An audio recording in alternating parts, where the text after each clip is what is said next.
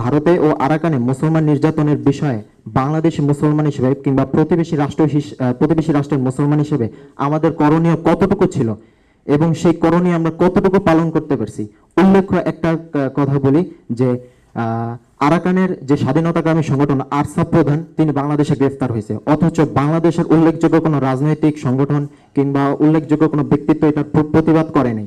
আর আরেকটা কথা বলি যে আমরা ফিলিস্তিন নিয়ে ফিলিস্তিন নিয়ে আমরা দুঃখ প্রকাশ করি, সেটা প্রশংসনীয়, কিন্তু ফিলিস্তিন আমাদের থেকে অনেক দূরে।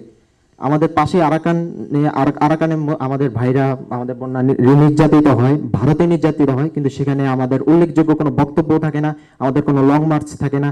এটা কতটুকু বিষয়টা কিরকম আর কি, সেটা উত্তর দিলে খুশি হব।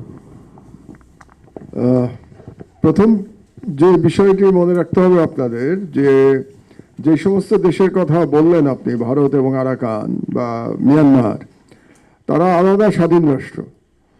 সেই রাষ্ট্রে যদি জুলুম হয়, শুধু মুসলমান না, কারো প্রতি জুলুম হলে আমরা তার প্রতিবাদ করতে পারি আমাদের দেশ থেকে, কিন্তু সেই রাষ্ট্রে হস্তক্ষেপের কোনো সুযোগ নাই, করা উচিত না। কারণ আমরা নিজেরা তো ভারতীয় হস্তক্ষেপের নিন্দা জানাচ্ছি। কাজে যদি আমরা ভারতীয় হস্তক্ষেপের নিন্দা জানাই আমাদের অভ্যন্তরীণ বিষয়ে, তাদের অভ্যন্তরীণ বিষয়েও আমাদের হস্তক্ষেপের সুযোগ নাই, কিন্তু আমাদের নিন্দা জানানোর সুযোগ আছে। এটা হলো এক।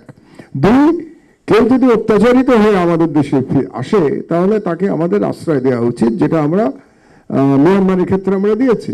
আমরা আশ্রয় দিয়েছি বিভিন্ন সময়, আমরা যে দেই নাই তা না। আমাদের মতো একটা দরিদ্র দেশে 10 লাখের বেশি আরাকানের মানুষ এখানে আছে। 2 নম্বর। 3 নম্বর হলো, কাউকে গ্রেফতার করা হচ্ছে কি কারণে গ্রেফতার করা হচ্ছে এটা গুরুত্বপূর্ণ। এখন তাকে যদি বাংলাদেশের কোনো আইনের জন্য, আইন ভঙ্গের জন্য গ্রেফতার করা হয়ে থাকে, তাহলে এটাকে প্রতিবাদ করার কোনো সুযোগ নাই। তিনি বাংলাদেশের আইন ভঙ্গ করতে পারেন না। এখন তাকে যদি তার রাজনৈতিক বিশ্বাসের জন্য গ্রেফতার করা হয়ে থাকে, তাহলে সেটারও আমাদের প্রতিবাদ জানানো উচিত।